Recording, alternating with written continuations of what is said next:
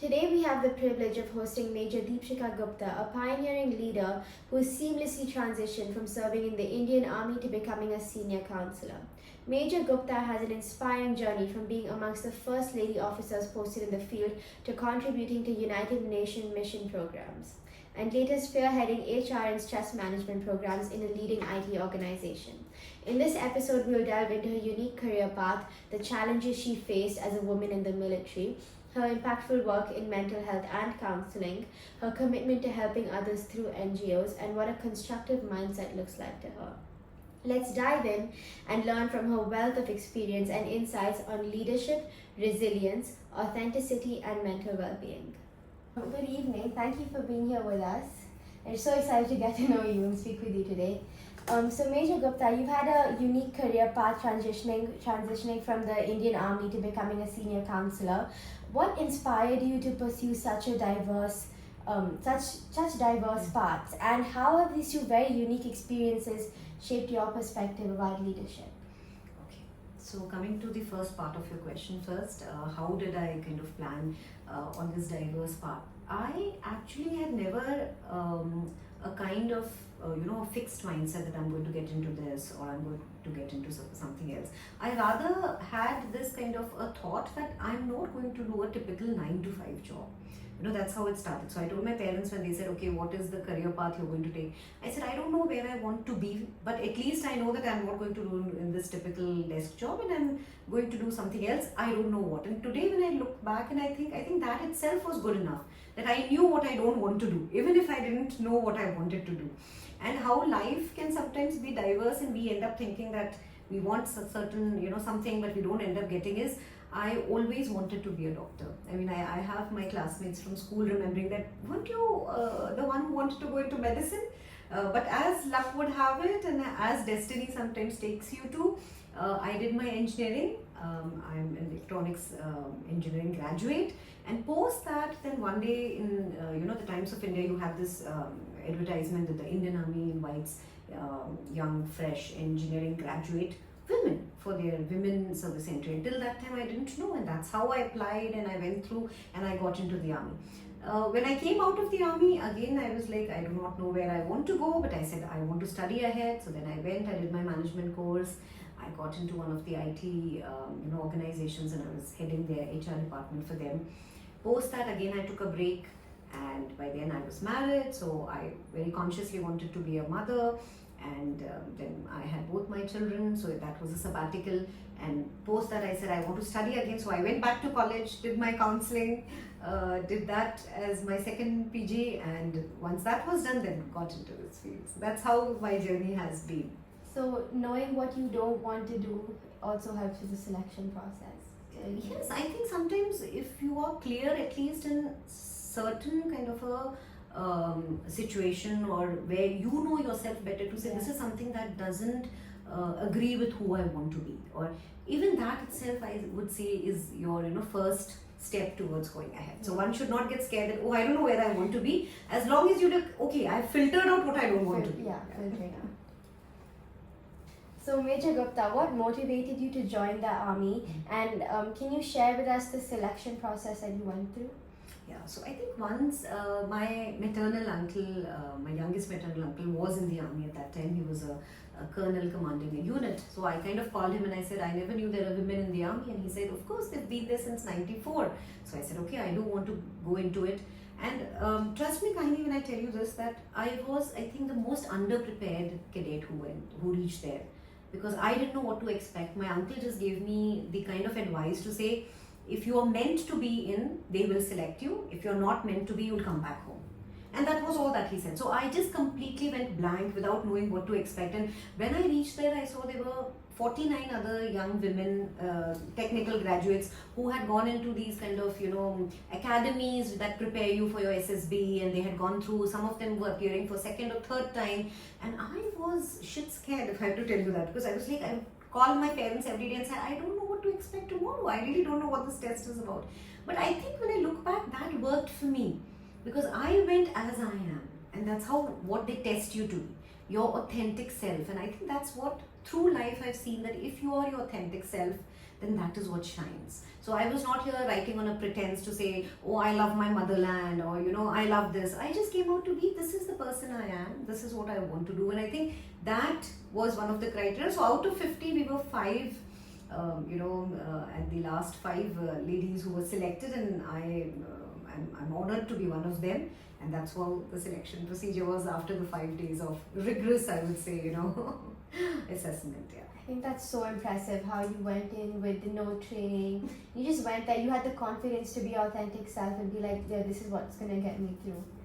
I would say at that time I was not confident, Yeah. but now I'm like, if people come to me and ask, I'm like, just be your authentic self and be there, Yeah. and don't try to project somebody else, or don't try Yeah. to get kind of influenced by how others around you, because sometimes we get so scared looking at, oh, others are so prepared and they seem to know so much and I'm the one. So I think have that confidence that that I think helps. Yeah, the self-esteem to do that. Yes.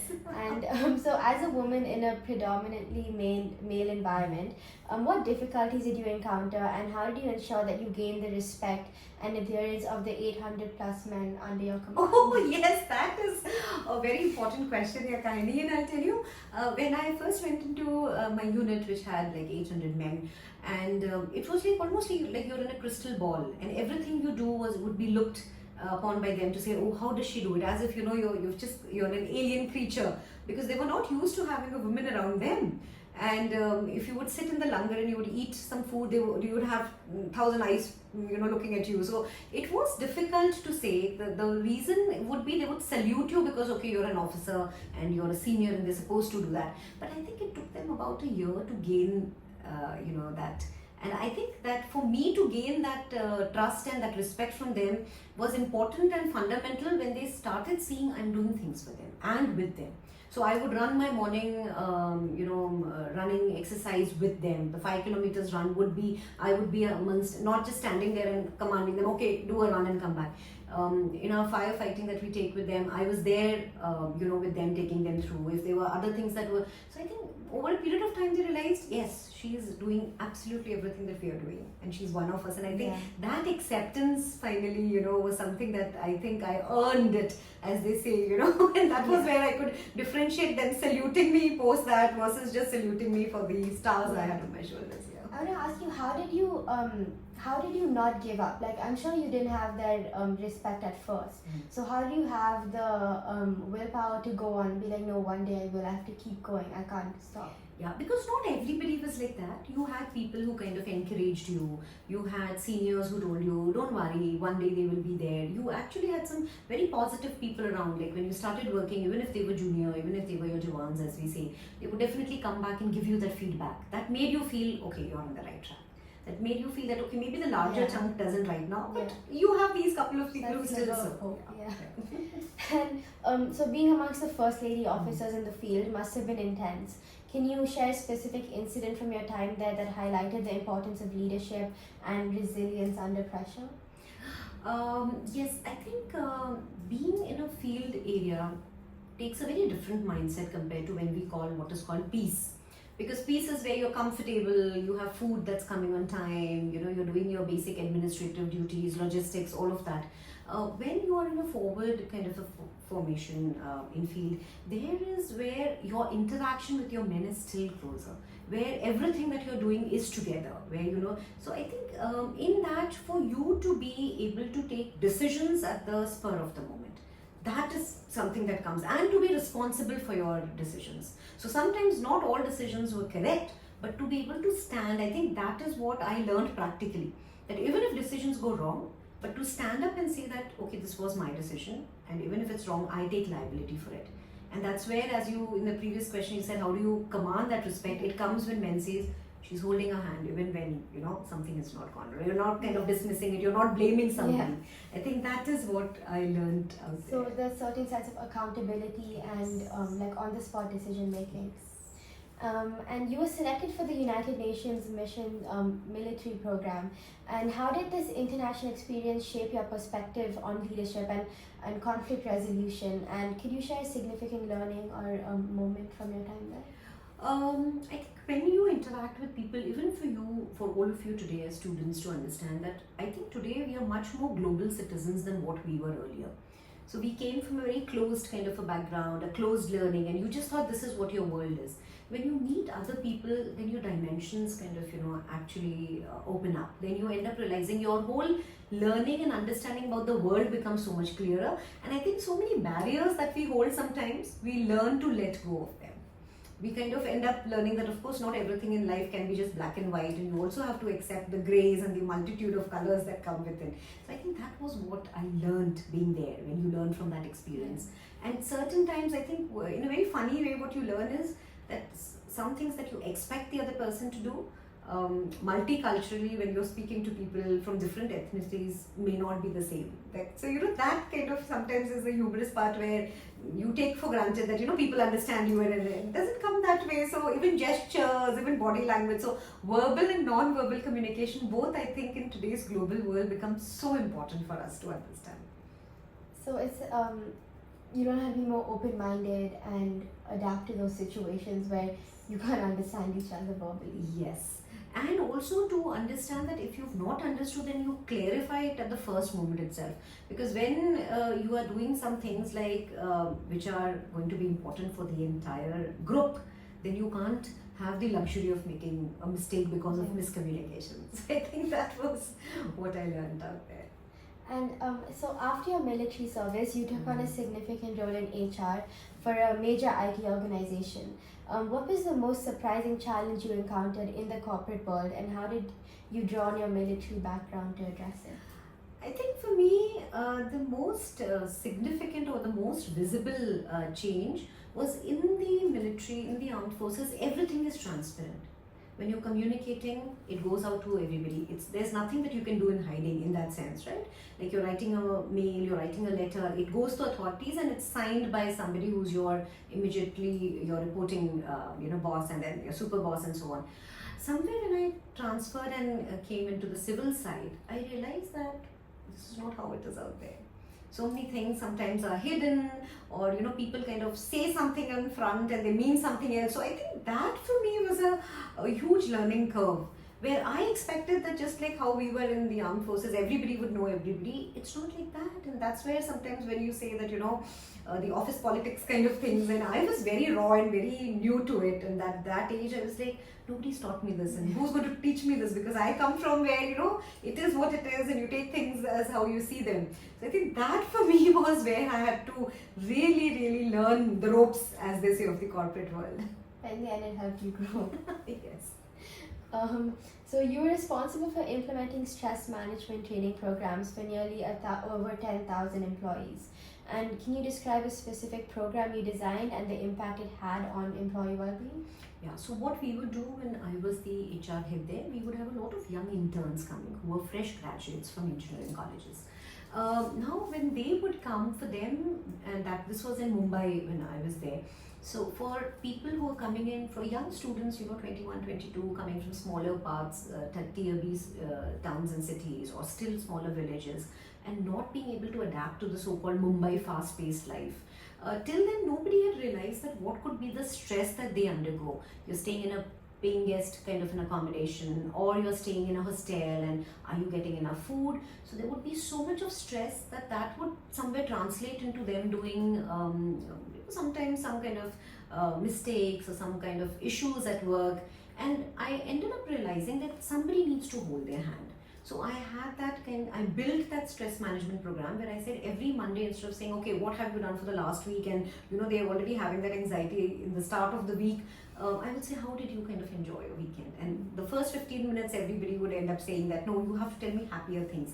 So that kind of set their mode that, okay, we are going to have a challenge for this week with our projects, but we don't start on that anxiety note itself that, oh, last week numbers have not been met. So I think somewhere they felt that, there was somebody to understand that, if numbers are not met, or if their goals are kind of falling short, and it would somehow end up giving them that hope, and it would end up giving them. So that I think became like a stress management that other teams also ended up implementing and following. And I think for somebody to remember that, as a loyalist to any organization, they always end up saying, when I was an intern, this was all what helped me. So I think that also ended up getting them to stay in the organization.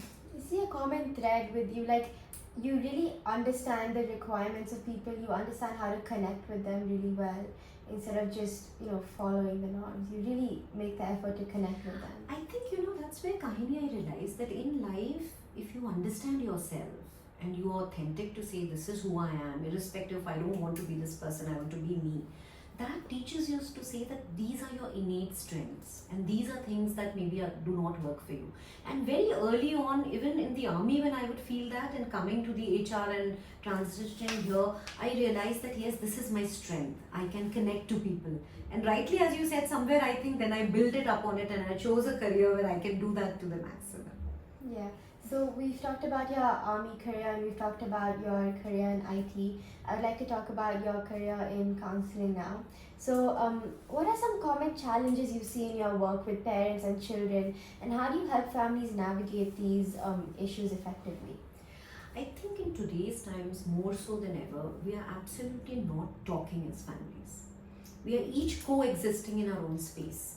So you have a teenager who has their own world and parents are clueless about what encounters, what are the experiences the teenager is having. In their minds, they think they know everything. And yet sometimes, I do this as a trick question when I take my webinars and, I kind of, stump parents with that. So I just take the name of some, influencer and I just put it and I said, how many parents know who this influencer is? And parents are like, no, never heard. And I'm like, if you're working from home and if you have a child who's 10 and above, just turn around and ask your child if they know. And it's like a shock to parents. They're like, I never knew my 9-year-old knows this influencer. Like, who is this influencer and why don't we know about it? It's just a small example to say how much do we know of each other. So that is a huge challenge where families are together, but we still don't know each other. We are not making the right connections. We are talking and yet we are not communicating. I think those are challenges that really come that I see as a parenting counselor. So it's a lack of communication, that's the root of everything. Yes, absolutely. And I think that basic lack of understanding, where sometimes you want to go ahead saying that I am the one, I know it's my way or the highway kind of parenting, that doesn't work. Like parenting has to be child-centric rather than parent-centric. That's where I think most of the parents make that mistake. They want it to be about them, not about the child. So your research on expressive art activities for children surviving abuse and neglect was highly appreciated. And what are some key takeaways from this research that you apply in your counseling sessions? I think when I did that, Kahini, it was this group of some very lovely children there, and they opened out to me so beautifully, and I could know their stories, and it really moved me. And in all of the research, that one thing that stayed with me was, even through all the hardships, even through all the trauma that these children had in the past, they still had that ray of hope. And I think somewhere I kind of learned from that, and in my counseling I've realized somebody could be as in a situation that they feel worthless and hopeless about, or it's if you can help them instill that hope about that situation, however small, taking it one day at a time, one thing at a time, I think that paves the way ahead. So it's the sliver of hope. Absolutely. Which was also discussed when you were commanding the 800. Yes, absolutely. So during the COVID-19 pandemic, you've supported teams in coping with grief and conducted sessions on managing anxiety and stress. How did you adapt your counseling methods to the virtual format, and what were some of the unique challenges and successes that you experienced during this period? I think COVID as such was a very difficult phase for all of us in whichever part we've undergone and through whatever challenges that came. The biggest challenge was connecting to somebody virtually, because the world was used to just like you and me are sitting right now, and we feel that vibe, we feel that connection. Now how do you develop that? But I think because we are humans and we are there's this huge survival instinct in all of us that's instilled that makes us adaptable. So we all adapted to how beautifully children adapted to taking online schooling, and teachers adapted themselves to teaching online. And in the same way, I think counselors worldwide adapted to say that can you still have a virtual connect and still feel that kind of support even if it's online. So I think getting online connected was a big challenge initially in the first kind of few months, and then we kind of adapted and we got onto it beautifully.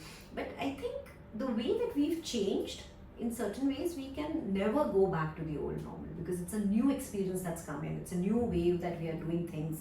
So I think that has in turn, even the way that we are counseling sometimes, it's like giving people a quicker way and a quicker methodology to do something versus, what was more of a long term, unless it's required, of course. So I think that is what has beautifully now, got tuned into. So we were able to survive due to our adaptive skills. Due to our adaptive skills, due to a innate resilience that all of us have, where we forget that even as human beings, there is each cell within us that's already working for us, right?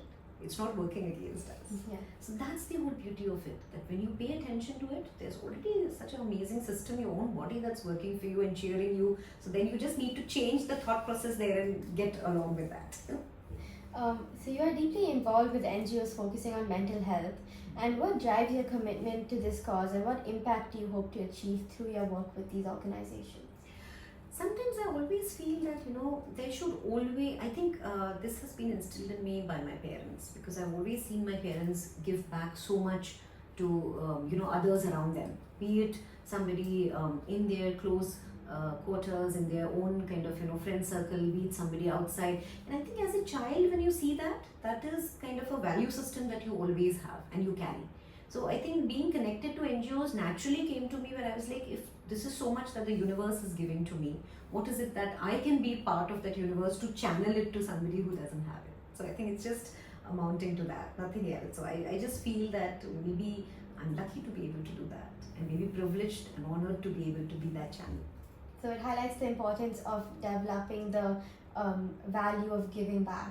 Yes, value of giving back, and that is something that nobody can take away from you. Through the worst of the scenarios, if you have that some warmth that you feel in your heart, I think this comes from that, where there's this selfless kind of some deed that you do for somebody, and no questions asked, nothing expected. That expectation, if you can do away from certain things, I think that really grows you as a person.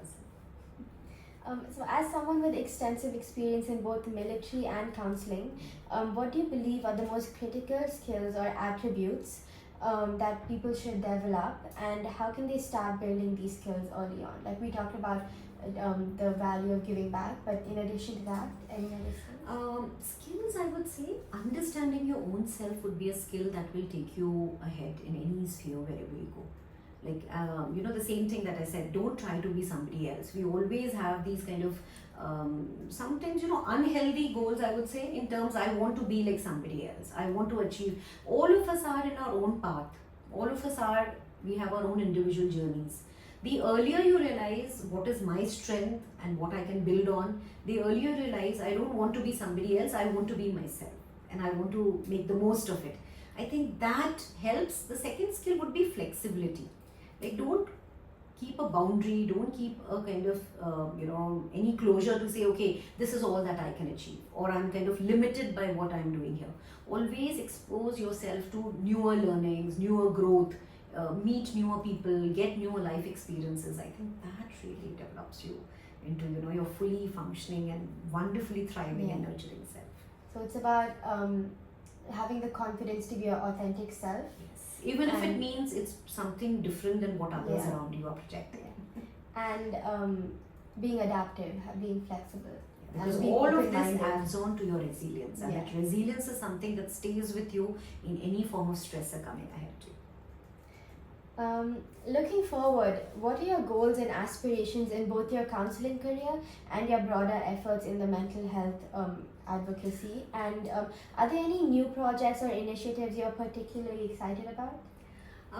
Looking ahead, I think I want to, now that I'm working with parenting clients and working with this, I feel that I want to go ahead and help, maybe write a book. Sometimes I have that secret desire somewhere to kind of maybe God willing I will one day, where I want to help people. You sometimes don't want to undergo something that seems so intensive and seems so kind of not reachable. Kind of give them those shorter goals, let them achieve it, and kind of let them move on from that strength to another. So I think I'm going to develop some kind of a capsule, some kind of that is my dream, to go ahead and do that for people across wherever whoever wants that help. So that's something that I would want to do. Maybe, as I said, write a book through it, or do something.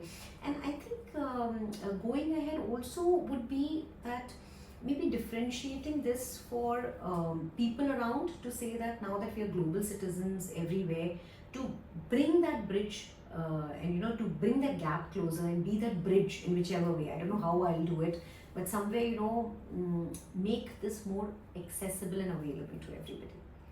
So that's where I feel, in smaller towns and smaller villages also, where it's a taboo to talk about mental health, or people nowadays still know mental health only as depression and anxiety, because these are the two coined terms that have taken more kind of limelight. So to talk to them that not just depression, anxiety, there are other conditions also, and we need to be aware and to be able to talk about it in a very typical manner, rather than look at it as something that you can't discuss, or just like we are having that conversation, not have that conversation at the dinner table. So that's all the questions I have for you today. It was really wonderful speaking to you, getting to know you. Your insights about skills required. I'm really excited to read your book. Oh, yes! Keeping fingers crossed. I'm sure you do, Auntie. The resilience you have, it's astounding. Thank you so much for being here. I feel so happy to be here with you, Kahini, and thank you so much for calling me on this, and really, really happy to be doing it, and all the best to you.